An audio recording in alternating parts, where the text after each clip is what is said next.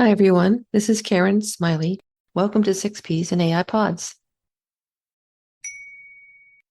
This post is part of our AI 6P interview series on AI, software, and wetware. Our guests share their experiences with using AI and how they feel about AI using their data and content. I'm delighted to welcome Annemarie Penny as my guest today on AI, software, and wetware. Annemarie, thank you so much for joining me today. Please tell us about yourself, who you are, and what you do. My pleasure. I'm glad to be here. I am CEO and founder of a company called Dreamore. It's a newer name for a firm that I actually launched back in the 90s at the beginning of the dot-com boom in California. We are a recruiting and advisory firm for startups and middle market clients. We have built thousands of startups and teams over the last 30 years. And I'm an artist at heart, so I think that is ultimately where this comes from. I was pre-med with an art minor, which makes no sense, but I switched to business, broke my parents' heart, and then came out to California and started working in this sector. As a recruiting and advisory firm, we do targeted search and we leverage deep relationships. So it's a very specific kind of search that solves particular pain points that a lot of other firms may not be able to solve, or internally, sometimes you just don't have the time and the network to do that. We are women and diversity led, so we particularly work with purpose-driven firms, companies that are building products and treating their people in ways that we would want to be treated ourselves. That sounds great. So thank you for sharing that background. Can you tell us a little bit about your level of experience with AI or machine learning or analytics? So I'm wondering if you've used it professionally or personally, or if you studied the technology. Definitely used it personally and professionally. I started my first job as a teenager at Hughes Aircraft Company and worked in the data department back when there were still some punch cards. If you've ever dropped a stack of punch cards on the floor as a teenager and had to stop crying and get back to business, these are formative years. And so it is a perspective that machine learning and AI and tools like these have been around for a lot longer than a lot of people realize. And one of the reasons that I formed my recruiting company back in the 90s was to be in this dot-com thing before anybody else knew what that was. And so I draw some analogies to what I experienced in those early days with that kind of technology. The internet was so new that we didn't even have the imagination for what it was capable of. So a lot of it was putting HTML pages on a screen and saying, yay, that's the internet. So that's kind of where I feel we are with AI in a lot of ways, that it's been around a long time and it's not mainstream yet. And we're only just beginning to understand the issues and the possibilities of a technology like this. Our tagline as a firm is bringing humanity back to hiring. And I don't find that it's ironic that we created this newer tagline for our business while at the same time implementing AI within our company. And so the spirit of that is, to the extent that we've learned AI up to this point, we're using it to do the things that we humans and our human brains weren't even formed to do. Like, I've trained my people for years that your career is not inbox management. Your life is not meant to be responding to texts as quickly as they come.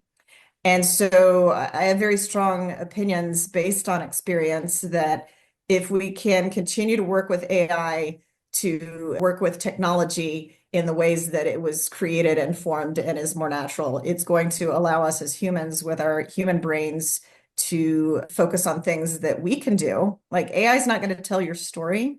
It's not going to relate to other people like we can relate to each other. So recognizing our strengths and weaknesses instead of recognizing them as threats or thinking they're going to solve all our problems, at both ends of that spectrum, that's not what it's going to be about. But yes, my lengthy answer is just relating that when the dot-coms came, I popped off and said, what are we going to need all this information for? I had no imagination for how powerful the internet could be as a tool that we use constantly. Mm-hmm. So you mentioned that you've used it both professionally and personally. Can you give some examples of how you've used it personally? And then also you mentioned that you're using it now in your company relating to hiring. So I'm really curious to hear about that. Yes. So on the personal level, with my artist soul, of course, when Night Cafe and Dolly came out, it was just fun to say, draw me a futuristic McDonald's by the ocean and then see what it would come up with. So on a personal level, the early days, it was kind of more like a toy and a novelty, and occasionally creating some really poor writing on LinkedIn posts. And I decided to abandon that in favor of just using it as more of an editing tool. It's great for structuring thoughts, not necessarily good at telling an original story in the way that I used it. On the professional side, we are working with a firm that is creating some bespoke solutions with generative AI to solve some of our initial outreach. And that is very much an example where I finally was able to learn, oh, here's what AI can mean if used correctly. I've trained a lot of account executives in my company, brand new recruiters, admins to work for me. And I'm drawing a very strong parallel in my experiences when you're training an LLM. So here's my voice, here's how to say this, and here's when to say it. And so instead of just implementing it and wandering off, it's just like a brand new employee. If you hire an admin and you don't tell them actually what you want from the job and how they're going to meet their goals, and also forgive them when they screw up, because as a manager, sometimes you might have just not trained effectively. And instead of going, oh, ChatGPT just hallucinated or it said something wrong, sure, but which part of that is the fact that AI is learning from the humans? So if it's unethical or racist or biased, I'm not saying that's an easy problem to solve. I'm just saying, oh, if it's coming from me, then what can I do to be less racist and less biased and more ethical if that's where it's getting it from? It's interesting that you mentioned the racism and bias because that's one thing that I've heard a lot from people that their concerns are with using AI in the hiring processes. On the one hand, there are some ways that it could help to mitigate bias, and other ways it can reinforce existing biases that are there in society and in the data that's used for building those models and those tools. Curious to hear your thoughts about that. One of my early mentors in recruiting used to make a silly joke, and he would say, oh, this job would be so easy if it weren't for people, because we're literally in the people business. And so somewhere in bias and empathy and all these things, like they're inherently flawed. We are still human beings interacting with technology and, hoping that this technology can emulate humans in certain ways, and it's ultimately coming from us. So it feels like a bit of a Chinese finger trap, perhaps, where the more you pull at it, the tighter it feels. And I don't have a pithy solution except to say, 80/20 rule is a concept applied in many situations to recognize that there's no perfection and you're going to do your best and be conscious about the decisions you're making. So when it comes to recruiting, unless we have AI hiring bots and there's no human being in the process whatsoever, we're still going to have that inherent bias in some way, and recognition is half the cure. Can you share some specific stories on how you've used tools that included AI or machine learning features? You gave one example before about art, but can you share anything else relating to your personal use or your professional activity? So we have trained an LLM to talk like me and think like me to the extent that it can, just like hiring a sales rep. So this is where I had to do a little bit of soul searching, because there's all of this rhetoric about AI is going to take our jobs. And right in that same conversation is, well, we don't have lamplighters anymore, and we don't have people that type out Morse code and send telegrams. And so as technology develops, without boring everybody with a whole bunch of statistics about whether this creates jobs or kills jobs, the jobs just evolve, and then we're evolving with that. So what we have been able to do within my own firm, and I think this is where it's exciting for a lot of smaller firms that might be tight on budget. I can't currently afford to hire 25 sales reps in my organization. And so then it limits how much I can grow my firm, which by extension grows more jobs because of what we do for a living. So if I can take an LLM and train it and have it working in the background, as I go onto my LinkedIn and I see it reaching out to people that I have very specifically said, reach out to these kinds of founders, reach out to these kinds of venture capitalists, reach out to very specific kinds of people and say these very specific kinds of things, and then keep learning.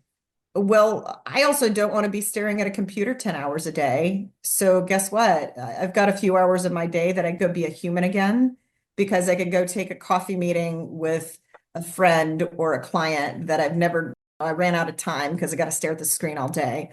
Or I can go out into the garden, which is so much where my soul is connected, and just breathe. And so that is where it's just amazing that I can have this thing running in the background instead of doing that very manual work myself and then feeling overwhelmed by it and then doing even less work because I'm just exhausted from it. Mhm. What are you finding as far as the responses to the outreach that your custom LLM is putting out there for you? It sounds like you're using your custom LLM to initiate contacts with potential Right. clients. How are you Yeah, finding that people are it's responding? very well. And this is where there's a lot of dynamics, just like hiring an employee. So what goes into hiring a person? And I'm going to equate it to basically training my LLM to do these person-like things.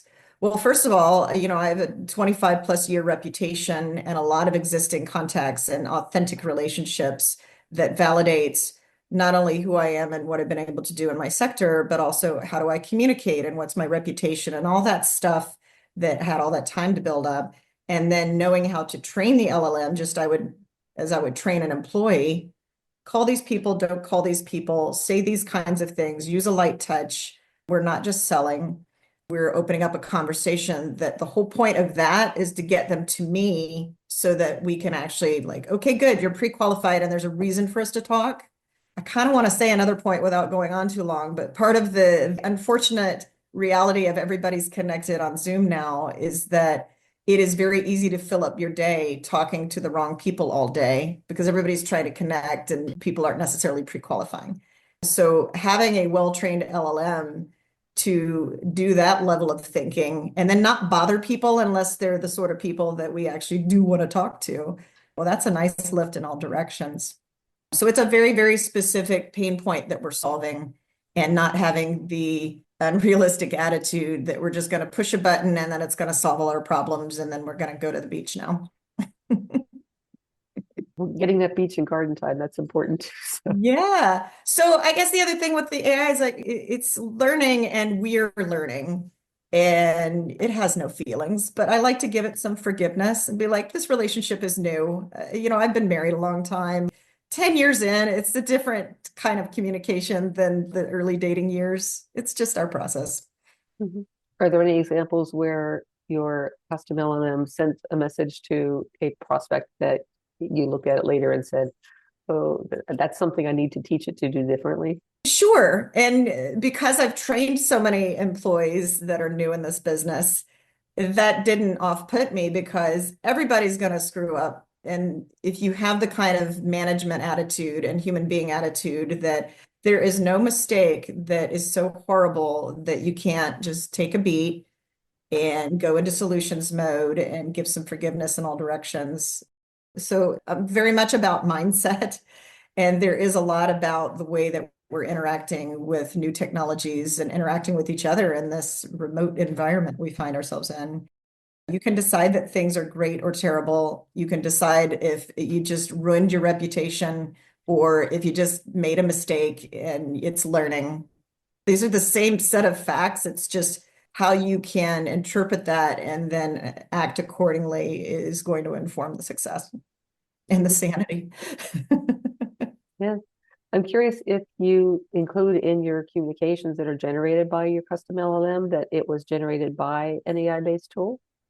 We spent a lot of time thinking about that, and we've done some testing, and I can argue the point both ways. As a company that is known for transparency, our knee-jerk reaction was, hey, by the way, we're getting this tool that's helping. And the other side of that is because we're in the recruiting and advisory business, there's a lot that comes with our role that has a lot of discretion and understanding when do you filter information, not because you're being duplicitous or sneaky, but everybody doesn't need to know everything all the time, especially if it's not adding any value.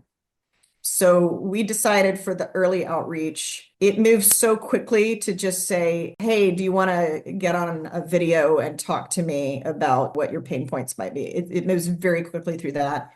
And I am setting up the lists of the people. So it is also very targeted. It's not just blindly wandering into the internet and talking to anybody. It is me behind saying, okay, can you just like do this So there's generative AI involved. But this is another thing that we're still in a phase that a lot of what is perceived as AI is actually just automation.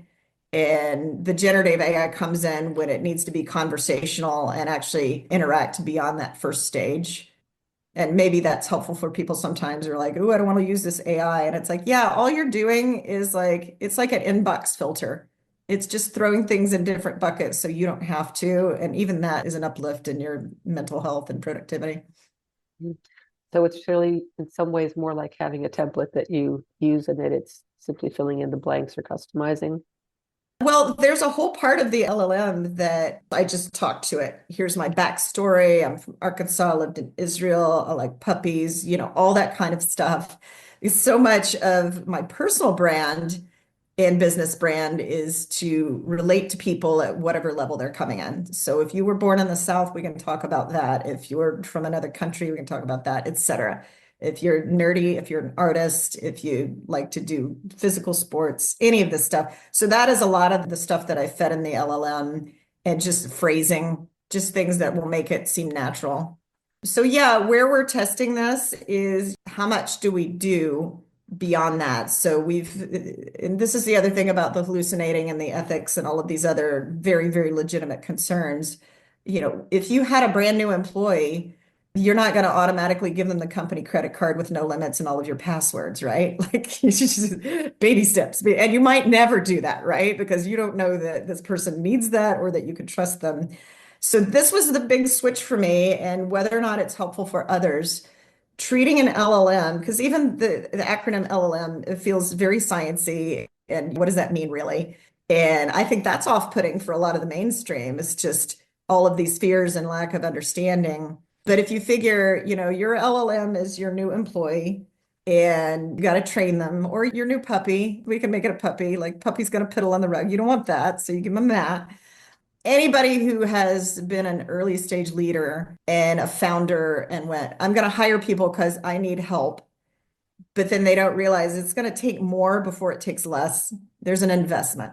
And so going into implementing any kind of AI and recognizing this is an investment, even anybody that you hire, like I have a swimming pool. So I just got a new pool guy. You got to talk to him about like, here's how I use the pool and here, this kind of stuff. So I think that is where a lot of people are just getting disappointed in the results because it's like if you hire somebody new, you're going to need to train them. And 6 months later is when you're really going to see the results. And if it's 90 days later, then you're lucky. That's just how it works.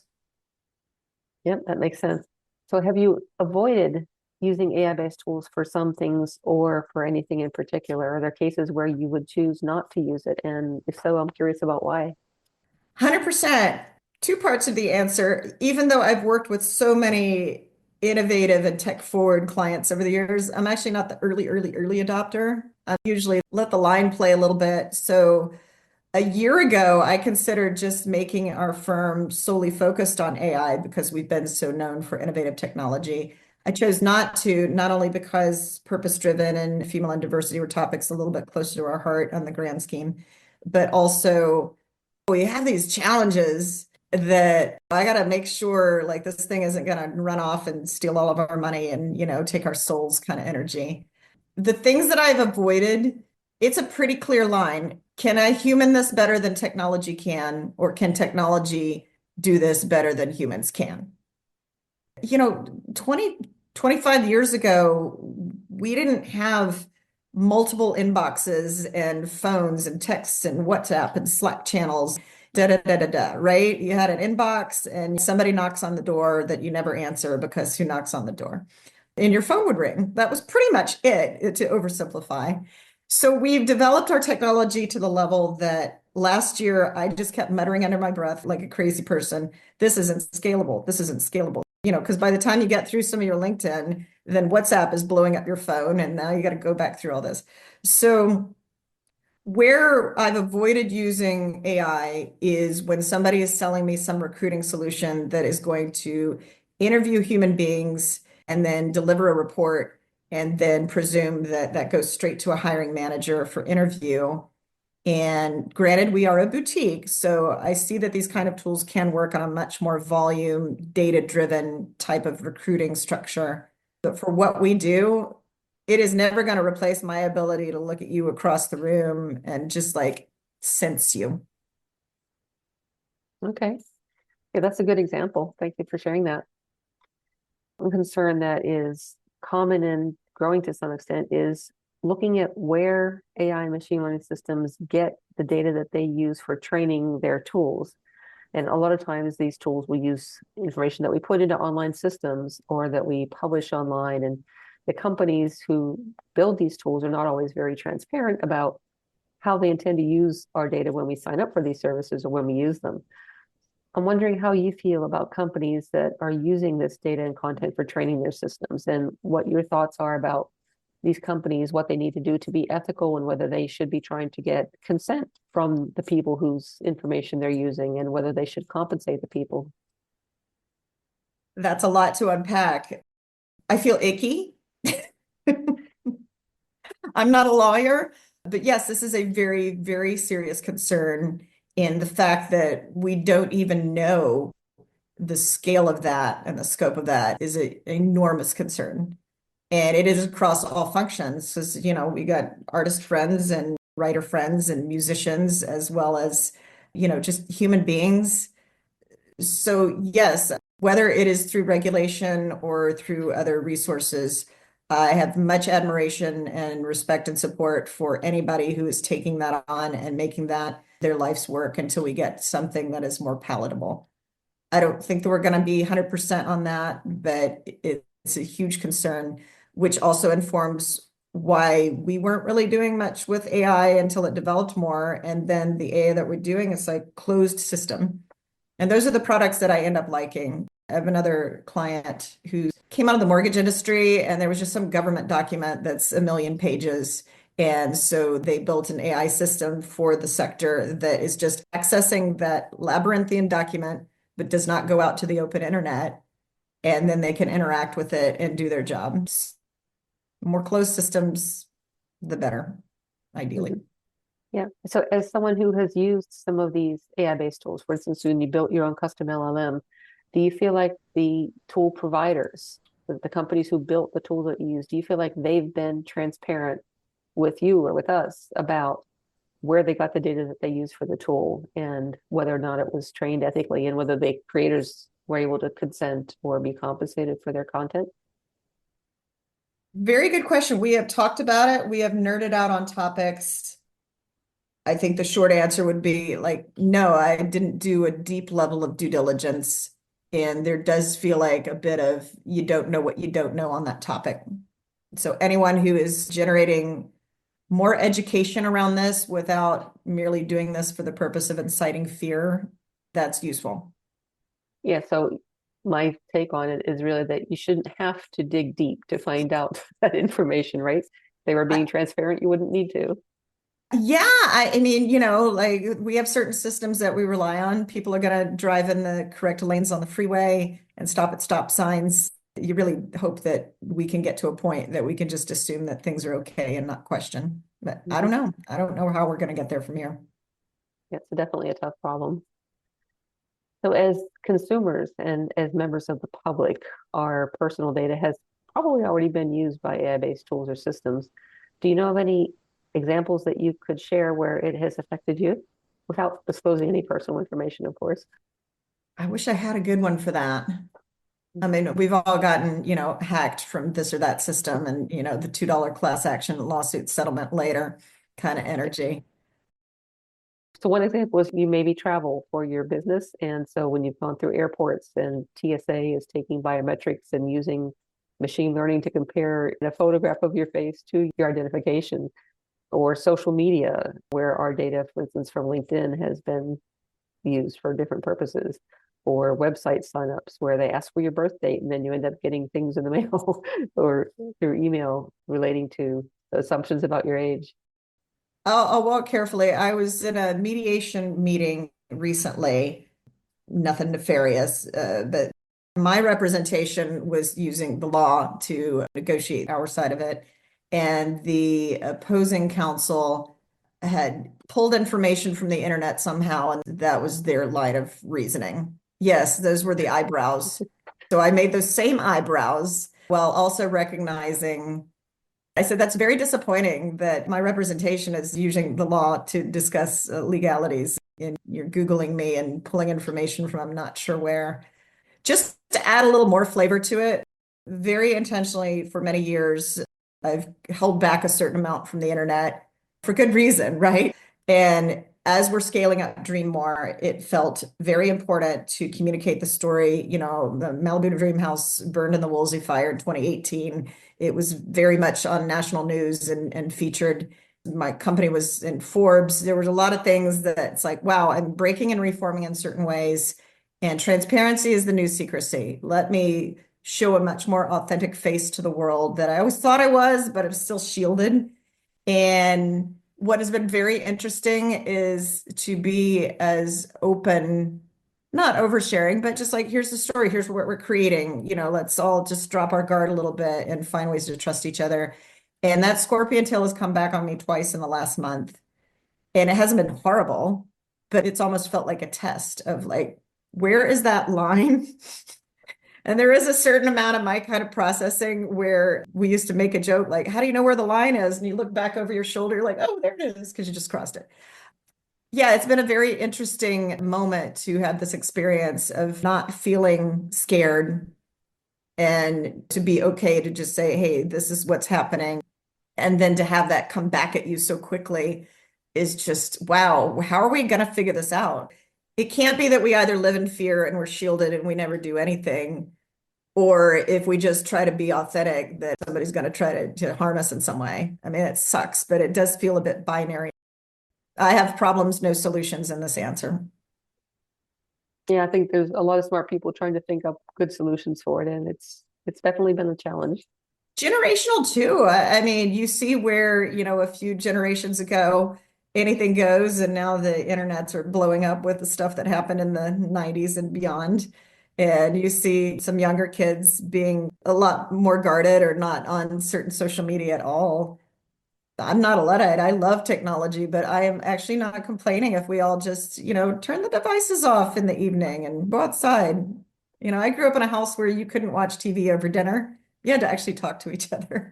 So, not the worst thing. Yeah, and back in our punch card days, everything we did didn't get recorded for posterity, right? So This is true. This is yeah. true. I do not miss try to put those cards back together in the right order, though. Oh my gosh. If only there was a technology that could do that for us. Yeah. Well, final question, and then whatever else you'd like to talk about, we can discuss. What we're seeing is that public distrust of the AI and tech companies has been growing. And to some extent, I think that's healthy because we're starting to realize just how much they're doing with our data and often without our consent. So I'm wondering what you think is the most important thing that these companies could do or should do to earn and then keep our trust. And if you have any specific ideas on how they could do that. So fear mongering is very popular. And maybe it's just how our brains tend to work that, you know, everything is an other and it's unknown and therefore it scares us. You know, at our basic neuroscience level, you know, everything's either food or it's going to eat us. So we forget sometimes how hardwired we are that technology, it's not as obvious. Knowledge is power. I think the more, just my story about transparency is the new secrecy. If somehow somebody's got to throw the first dime in or whatever to just like, can we just open up the dialogue and talk about it and try to reduce the emotion around it and the mansplaining and the fear and the lack of knowledge and all that, and just be like, hey, we're just trying to figure this out. That's very idealistic. I mean, I spent my teen years in the Middle East. I know that there's conversations that are so convoluted and culture baked in that it's hard to know where the out is. But we got to start somewhere. And having avoidance behavior and distrust, I think, sorry for the platitude, but fear is the mind killer. And so, in all directions, if we could just drop our guard a little bit and have open conversations that are based in a certain amount of fact, that's going to help resolve these issues. Mhm. But it's not easy. Again, if there's something that I could say that would fix it, you know, that I'd probably be the multi-billion dollar CEO of whatever, and I'm not. But we're all trying. Yes, I think that's fair. We're all trying. I've really enjoyed hearing your perspective on this and how you're using Thank AI with your you. business. Is there anything else that you would like to share with our audience? Any upcoming events or anything that you'd like to let everybody know about? Well, Dreamore is scaling up. We're recruiting an advisory for small, medium startup businesses. We particularly help women and underserved groups and anything purpose-driven. So the one word on this is if anybody wants to talk to me related to hiring, I've got a great team, so it's not just me. At the end of the day, we love growing business. Every business is made of people. Even with all the AI inherent, there's still at least one person involved, and we're your people to support all of that. The only other thing I was going to mention on that last question is critical thinking is such a wonderful skill, and I was taught that in school. I don't know that schools always mainstream this kind of analytical, critical thinking. And so reacting to things with fear as opposed to like it's okay to question everything and not make that a bitter, cynical person, but just take a beat and question and then learn. If we can all do that, I think that we're all going to do better. Awesome. Well, thank you so much, Annemarie, for making the time for the interview. I appreciate it. Likewise, it's a pleasure. About this interview series and newsletter. This post is part of our AI 6P interview series on AI, software, and wetware. It showcases how real people around the world are using their wetware, brains and human intelligence, with AI-based software tools, or are being affected by AI. And we're all being affected by AI nowadays in our daily lives, perhaps more than we realize. For some examples, see post, but I don't use AI. We want to hear from a diverse pool of people worldwide in a variety of roles. If you're interested in being a featured interview guest, anonymous or with credit, please get in touch. 6Ps and AI Pods, AI 6P is a 100% reader-supported publication.